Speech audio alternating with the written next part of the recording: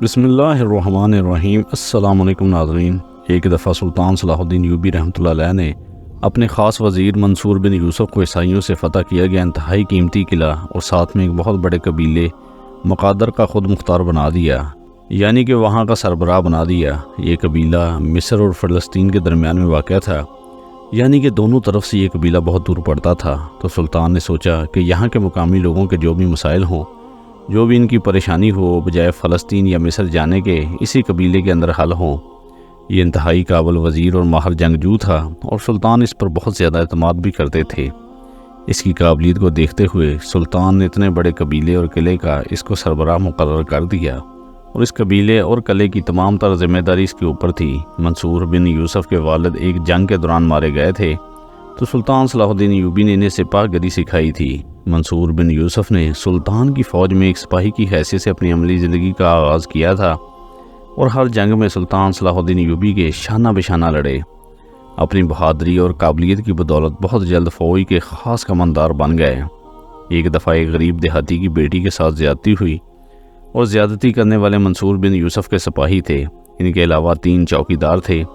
جب ایک غریب عیسائی اپنی بیٹی کی شکایت لے کر منصور بن یوسف کے پاس آیا تو بظاہر اس نے غریب عیسائی سے کہا کہ تجھے ضرور انصاف ملے گا، اگر میرے ملازموں نے یہ حرکت کی ہے تو وہ سزا سے نہیں بچ پائیں گے۔ منصور بن یوسف جان گیا تھا کہ اس عیسائی کی بیٹی کے ساتھ حقیقتاً میرے ہی 3 سپاہیوں نے زیادتی کی ہے، لیکن ایک تو ان کو اتنی بڑی فوج میں تلاش کرنا بڑا مشکل تھا، اور دوسرا اس نے مسلمانوں کی سائڈ لی۔ بجائے حق پر رہتے ہوئے انصاف کرنے کے اس کو نہ جانے کیا سوجی کہ اگر میں اپنے 3 سپاہیوں کو سزا دوں گا تو یہ بات ہر جگہ جنگل میں آگ کی طرح پھیل جائے گی، اور اس سے میری اور مسلمانوں کی بدنامی ہوگی۔ لہٰذا کچھ سوچ بچار کے بعد اگلے دن اس نے اپنے سپاہیوں کو جمع کیا اور ایک قطار میں کھڑا کیا۔ اس کے علاوہ اس نے اعلان کروایا کہ تمام دیہاتی منصور بن یوسف کے سامنے جمع ہو جائیں تاکہ اپنی آنکھوں سے میرا انصاف دیکھ لیں۔ دیہات کے تمام لوگ منصور کے سامنے حاضر ہو گئے۔ اس کا مقصد حقیقت میں تمام لوگوں کو مطمئن کرنا تھا کہ میں نے ان غداروں کو پکڑنے کی مکمل کوشش کی، لیکن میں ایسا نہ کر سکا۔ اس نے ایک ترکیب بنائی۔ سب لوگوں کے سامنے اس نے اپنے سپاہیوں سے کہا کہ تم میں سے جس شخص نے اس غریب عیسائی کی بیٹی کو داغدار کیا وہ سامنے آ جائے۔ اگر وہ سامنے نہ آیا اور اپنے جرم کا اعتراف نہ کیا تو میرے پاس ایک ایسا طریقہ موجود ہے جس سے میں مجرم کی شناخت کر سکتا ہوں، اور اگر مجرم کی شناخت ہو گئی تو پھر میں اسے زندہ نہیں چھوڑوں گا۔ قطار میں کھڑے کسی بھی سپاہی نے اپنے جرم کا اعتراف نہ کیا،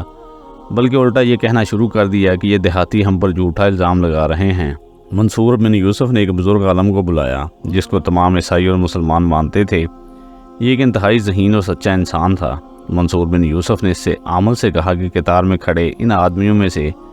مجرم زانی کی شناخت کر کے مجھے بتاؤ۔ عامل نے ایک آٹے کی بوری منگوائی اور قطار میں کھڑے ہر ایک شخص سے کہا کہ اس آٹے پر اپنا دایاں ہاتھ رکھو۔ منصور بن یوسف کے سب ملازموں نے باری باری آٹے پر اپنا ہاتھ رکھا۔ اس کے بعد عامل نے تمام دیہاتیوں سے کہا کہ اس آٹے کی روٹیاں پکا کر اس اشخاص کو کھلاؤ جو ان میں سے جھوٹا ہوگا تو وہ روٹی اس کے لیے زہر بن جائے گی، جبکہ سچے آدمی کے لیے وہ روٹی بے ضرر ثابت ہوگی۔ تمام دیہاتیوں کے سامنے روٹیاں پکائی گئیں اور ملازموں کو کھلائی گئیں، مگر سب کے سب روٹیاں کھا کر ڈکار دینے لگے اور کسی کو کچھ نہ ہوا۔ یہ صرف منصور بن یوسف کا ایک ڈرامہ تھا جس کے ذریعے اس نے اپنے آدمیوں کو دیہاتیوں کے سامنے بے گناہ ثابت کیا تھا، مگر حقیقت ہر کوئی جانتا تھا، سب جانتے تھے کہ منصور بن یوسف کے یہ سپاہی دیہات میں پہلے بھی ایسا کر چکے تھے، کئی غریب لوگوں کے گھروں کی عزت کے ساتھ کھیل چکے تھے۔ لیکن یہ الگ بات ہے کہ اس سے پہلے منصور بن یوسف سے کسی نے کوئی شکایت نہیں لگائی تھی، لہٰذا منصور بن یوسف کی نظر میں یہ پہلا کیس تھا۔ غریب لوگوں کو جب منصور بن یوسف کے در سے انصاف نہ ملا تو سب مایوس ہو گئے اور وہ غریب عیسائی زاروں قطار رونے لگا۔ آخر عیسائیوں کے پادری نے اس عیسائی سے کہا کہ سارے مسلمان ایک طرح کے نہیں ہوتے، تم کسی طرح سلطان صلاح الدین ایوبی رحمۃ اللہ علیہ کے پاس اپنی یہ شکایت لے کر جاؤ، اور میں یقین سے کہہ سکتا ہوں کہ وہ تمہیں انصاف ضرور دلائیں گے۔ آخر بہت مشکلوں اور ایک لمبے سفر کے بعد وہ غریب دیہاتی سلطان صلاح الدین ایوبی رحمۃ اللہ علیہ کی خدمت میں حاضر ہوا اور سارے واقعے سے ان کو آگاہ کیا۔ کسی طرح یہ خبر منصور بن یوسف کو بھی ہو گئی۔ وہ غریب عیسائی جس کی بیٹی کے ساتھ میرے 3 سپاہیوں نے زیادتی کی تھی، وہ سلطان کے پاس شکایت لے کر پہنچ گیا، تو انہوں نے سفارش کے طور پر اپنے خاص وزیر کو سلطان صلاح الدین ایوبی رحمۃ اللہ علیہ کے پاس بھیجا کہ کسی بھی طرح منصور بن یوسف کے لوگوں کو کچھ نہ کہیں، انہیں معاف کر دیجیے اور انہیں کسی قسم کی کوئی سزا نہ دی جائے، کیونکہ اس سے میرے قلعے اور قبیلے کی بدنامی ہوگی اور دوسری طرف منصور بن یوسف نے اس غریب عیسائی اور اس کی بیٹی کو ڈرا دھمکا کر خاموشی سے گھر بیٹھ جاؤ اور اس بات کا واویلا مت کرو، ورنہ میں تم پر چوری کا الزام لگا کر تمہیں تہ خانے میں بند کروا دوں گا۔ سلطان صلاح الدین ایوبی رحمۃ اللہ علیہ نے جب دونوں طرف کے حالات و واقعات کا بغور جائزہ لیا تو ان کو یقین نہیں آ رہا تھا کہ منصور بن یوسف اس قدر گھٹیا سوچ کا مالک ہے کہ مسلمان اور عیسائی کی بیٹی میں فرق کرے گا اور مسلمانوں کو ناحق سپورٹ کرے گا اور عیسائی کو حق پر ہوتے ہوئے بھی بجائے انصاف دینے کے اس کو دبائے گا۔ نہ جانے کیوں وقتی طور پر سلطان خاموش ہو گئے اور مزید منصور بن یوسف کے گھٹیا عزائم کا جائزہ لینے لگے، لیکن سلطان صلاح الدین ایوبی رحمۃ اللہ علیہ کے دل میں اللہ تعالیٰ کا خوف آ گیا اور ان کے ذہن میں یہ سوال آیا کہ اگر کسی دن میں اپنی بیٹی کے ساتھ یوں کسی بادشاہ کے دربار میں بیٹھ اور میرے ساتھ اتنا ظلم ہو چکا ہو تو مجھ پر کیا بیتے گی، اور جب میں کچھ کروں گا تو الٹا مجھ پر زیادتی کا مقدمہ درج کر دیں گے۔ یہ بات سوچنے کے بعد میں اللہ تعالیٰ کے خوف سے سلطان صلاح الدین ایوبی لرز اٹھا۔ ویسے تو سلطان صلاح الدین ایوبی منصور بن یوسف کی گھٹیا سوچ سے واقف ہو چکے تھے، لیکن وہ مزید جاننا چاہتے تھے کہ آخر منصور بن یوسف اور کتنی حد تک گر سکتا ہے، یعنی کہ بجائے انسانیت کے صرف مسلمانوں کے 3 گناہ گاروں کو بچانے کے لیے اور کیا کیا حربہ استعمال کر سکتا ہے، لیکن ان سے صبر نہیں ہو رہا تھا اور غصے سے یہ بے قابو ہو رہے تھے۔ آخرکار سلطان صلاح الدین ایوبی رحمۃ اللہ علیہ نے عیسائی کی بیٹی سے مکمل پوچھ گچھ کی، اس سے معافی مانگی اور اپنی چادر اتار کر اس کے سر پر دی اور کہا کہ بھروسہ رکھو کہ اگر ایک مسلمان غلط راستے پر چل پڑا ہے، بہک چکا ہے یا وہ اپنے عہدے کو زندگی بھر کے لیے سکون کا ٹھکانہ جان چکا ہے تو یہ اس کی غلط فہمی ہے اور اس میں ہمارے دین اسلام کا کوئی پہلو نہیں۔ اللہ تعالیٰ اور دین اسلام اس بات کی ہرگز اجازت نہیں دیتے کہ مسلمان کسی بھی عیسائی یہودی کی بیٹی کے ساتھ کوئی زیادتی کریں تو ان کی طرفداری کی جائے، ان کی سہولت میسر کی جائے، تمہیں ہر لحاظ سے انصاف ملے گا۔ اور وہیں کھڑے کھڑے سلطان صلاح الدین ایوبی نے یہ فیصلہ کر لیا کہ میں منصور بن یوسف کے قلعہ اور قبیلے کے ان سپاہیوں کے خلاف سب کچھ کروں گا اور ان کے کیے گئے جرم کی سزا انہیں ضرور دوں گا۔ عیسائی کی غریب بیٹی اور خود عیسائی کی سلطان کا شکریہ ادا کرتے ہوئے روتے جا رہے تھے، لیکن مزید سلطان صلاح الدین ایوبی کی کوئی حیرت کی انتہا نہ رہی کہ جب منصور بن یوسف کے وہ سپاہی اپنے گناہ کا اقرار کر چکے تھے اور سلطان صلاح الدین ایوبی سے اپنے کیے گئے گناہ کی معافی مانگ رہے تھے، ان 3 سپاہیوں میں سے ایک سپاہی نے کہا کہ میرا ضمیر مجھے دن رات ملامت کرتا ہے، لیکن مجھے منصور بن یوسف سے یہ ہرگز امید نہیں تھی کہ وہ بجائے حق کا ساتھ دینے کے مسلمانوں کا ساتھ دیں گے۔ خدا گواہ ہے کہ مجھ سے جب یہ غلطی سرزد ہو گئی تو میں اس کے بعد ایک دن بھی ایک رات بھی چین سے نہیں گزار سکا اور اپنے جرم کا کھل کر اقرار کیا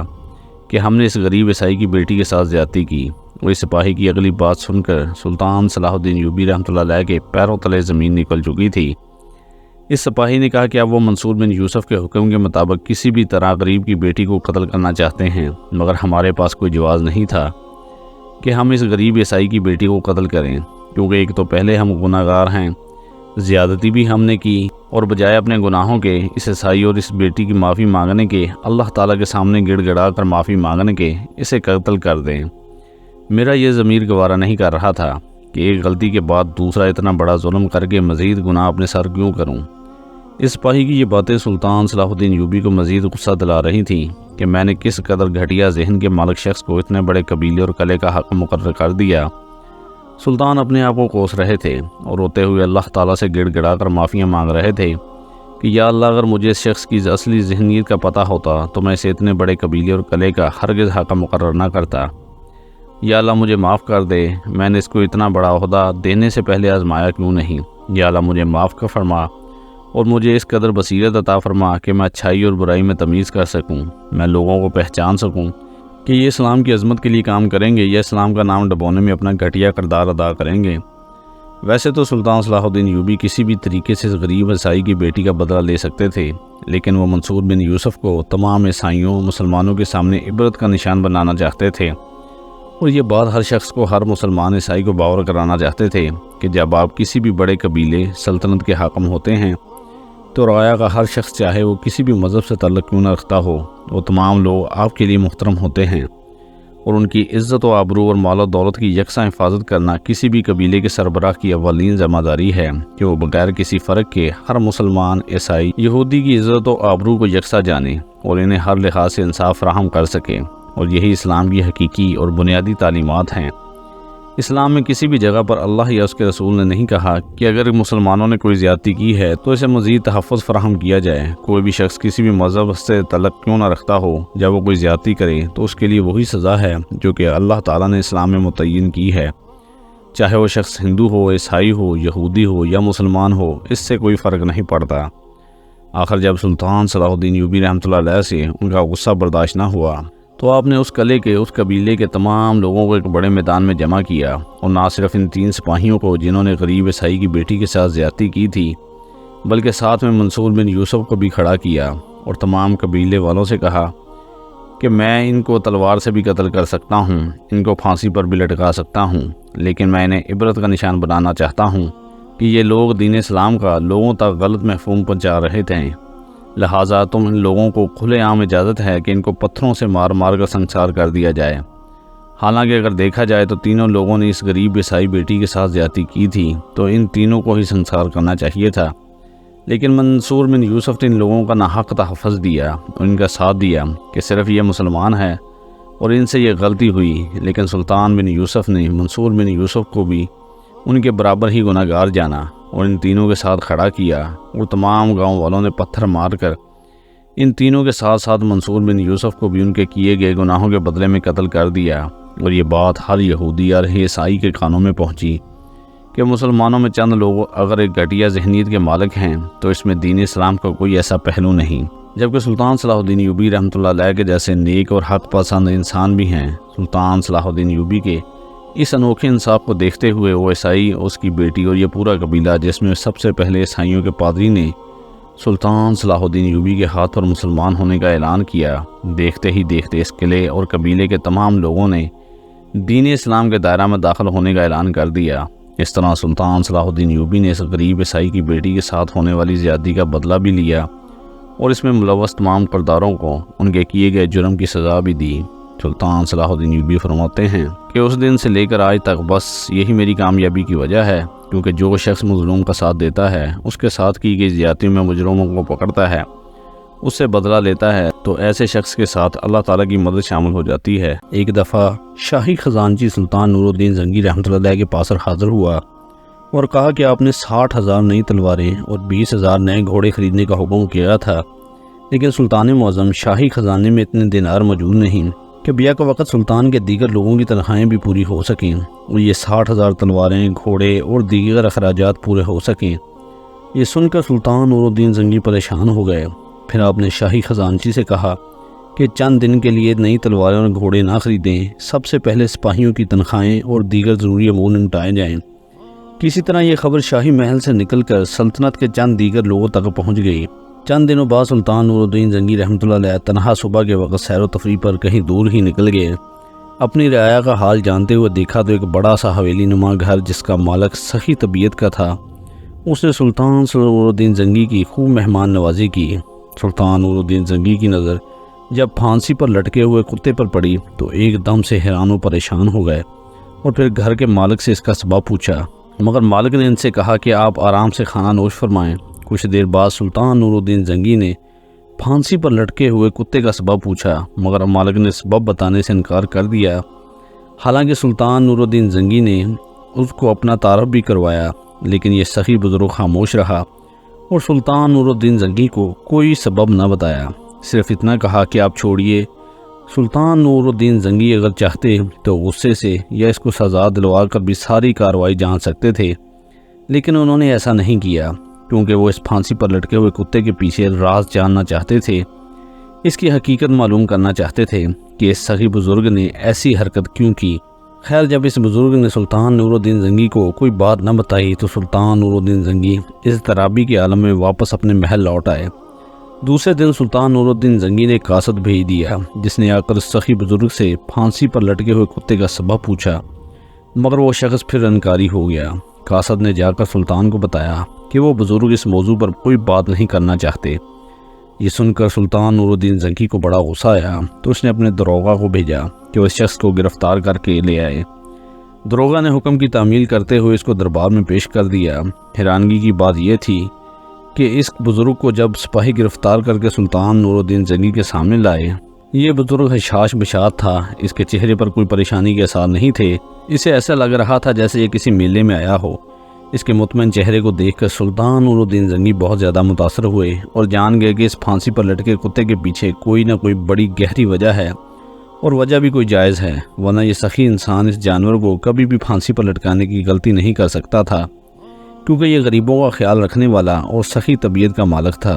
خیر، سلطان نور الدین زنگی رحمۃ اللہ علیہ نے پھر اس بزرگ سے پھانسی پر لٹکائے گئے کتے کی وجہ پوچھی، مگر وہ سخی بزرگ پھر اس کے متعلق کوئی بھی بات کرنے سے صاف انکاری ہو گیا۔ اس وقت سلطان نور الدین زنگی اپنی کرسی سے اٹھے اور اس بزرگ کو ایک سائیڈ پر لے جا کر کہنے لگے کہ تم مجھے اس کتے کو پھانسی پر لٹکانے کی وجہ بتا دو، میں اس کے بدلے میں تمہیں 50,000 دینار دوں گا۔ یعنی کہ سلطان نور الدین زنگی اسے لالچ دے کر پوچھنے لگے کہ شاید یہ اسے متعلق کوئی بات کر دے، لیکن یہ سخی شخص لالچی نہیں تھا۔ اس نے جواب دیا کہ میں ایک ہی شرط پر اس پھانسی پر لٹکائے گئے کتے کے بارے میں حقیقت میں آپ کو بتاؤں گا کہ کچھ دنوں کے لیے آپ بادشاہی کا کل اختیار مجھے دے دیں، لیکن میں خدا کو حاضر ناظر جان کر آپ سے وعدہ کرتا ہوں کہ کوئی بھی ایسا کام نہیں کروں گا جو شریعت کے خلاف ہو یا جس سے آپ کا نام خراب ہو۔ اس سخی بزرگ کے یہ الفاظ سنتے ہی سلطان نور الدین زنگی کسی گہری سوچ میں ڈوب گئے کہ اتنا بڑا قدم اٹھانا چاہیے کہ نہیں، کہیں اس کو اختیارات دے کر میں کسی مصیبت میں نہ پڑ جاؤں یا یہ اپنے اختیارات کا ناجائز استعمال نہ کریں۔ لیکن سلطان نور الدین زنگی اس شخص کو جانتے تھے کہ یہ ایک نمازی، پرہیزی اور نیک طبیعت کا مالک ہے۔ پھر سلطان نور الدین زنگی نے اسے کہا کہ میں تمہارے اس سوال کا جواب کل دوں گا کہ تمہیں اختیارات دیے جا سکتے ہیں یا نہیں۔ پھر سلطان نور الدین زنگی ساری رات سکون سے سو نہ پائے، حتیٰ کہ پھانسی پر لٹکے کتے نے سلطان نور الدین زنگی کی نیند تک حرام کر دی۔ اگلے دن آخر کار سلطان نور الدین زنگی نے تنگ آ کر اس سخی بزرگ کو بلایا اور چند دنوں کے لیے عارضی طور پر اختیارات اس بزرگ کو دے دیے۔ پھر اس سخی بزرگ نے بادشاہی کے اختیارات پا کر سب سے پہلا کام یہ کیا کہ تمام وزراء کو جیل میں ڈال دیا، ماں سوائے 2 لوگوں کے، اور پھر تمام بڑے بیوروکریٹس اور سرداروں اور قاضیوں کو جیل میں بند کر دیا، حتیٰ کہ سپاہیوں کے چند سپہ سالاروں کو بھی جیل میں قید کر دیا، اور ساتھ والے تمام ملکوں سے چند ہفتوں کے لیے لین دین بند کر دیا۔ سلطان نور الدین زنگی خاموشی سے اس کے کیے گئے تمام کام دیکھتے گئے اور اس کے ہر حکم پر تمام امور سر انجام دیتے گئے، لیکن چند دن بعد نتیجہ یہ نکلا۔ جب اس کی مدت پوری ہوئی تو سلطان نور الدین زنگی رحمۃ اللہ علیہ کو دوبارہ بادشاہی کے سارے اختیارات سونپے گئے تو ملک میں پہلے سے زیادہ امن و امان تھا اور خزانہ بھی بھرا ہوا تھا۔ یہ ساری حقیقت دیکھ اور جان کر سلطان نور الدین زنگی بھی بہت زیادہ متاثر ہوئے، اور پھر اس بزرگ سے پوچھا کہ آپ نے اس کتے کو پھانسی پر کیوں لٹکایا تھا؟ اب آپ کی ساری شرائط پوری ہو چکی ہیں۔ تو اس نے پھانسی پر لگے کتے کا سبب سلطان نور الدین زنگی کو بتایا کہ میں ایک چرواہا ہوں اور میرا بھیڑ بکریوں کا بہت بڑا ریوڑ تھا، اور یہ کتا ان کی حفاظت کے لیے تھا۔ میں اس کتے پر ہزاروں دینار خرچ کرتا تھا، اس کے آرام کا خیال رکھتا تھا، اس کو دودھ پلاتا، گوشت کھلاتا تھا، لیکن پھر اچانک میرے ریوڑ سے روزانہ ایک بکری غائب ہوتی تھی اور میرا ریوڑ آئے روز کم ہوتا گیا۔ میں بہت زیادہ پریشان رہنے لگا کہ اس طرح تو میرا سارا ریوڑ ختم ہو جائے گا۔ پھر میں نے چھان بین کرنی شروع کر دی اور گہری نظروں سے ہر چیز کو تاکنے لگا، تو جب میں نے سب معلوم کیا لیا تو پتہ چلا کہ یہ کتا ہی حفاظت کرنے کے بجائے بکریوں کو خود بھی کھاتا تھا اور دوسرے کتوں کو بھی کھلاتا تھا۔ تو میں نے اس کو بطور سزا اور عبرت کے پھانسی پر لٹکا دیا، اور میرے کتے کی طرح ہی تیرے چاندے کے وزراء اور باقی لوگ خود بھی خزانے لوٹتے تھے اور دوسروں کو بھی لوٹاتے تھے، جن کو میں نے بطور سزا جیل میں بند کر دیا۔ اور جب سے ان کو جیل میں بند کیا، آپ کی سلطنت کا خزانہ بھر گیا اور آپ کی حکومت مستحکم ہو گئی، اور انشاءاللہ ملک خوشحال ہو جائے گا۔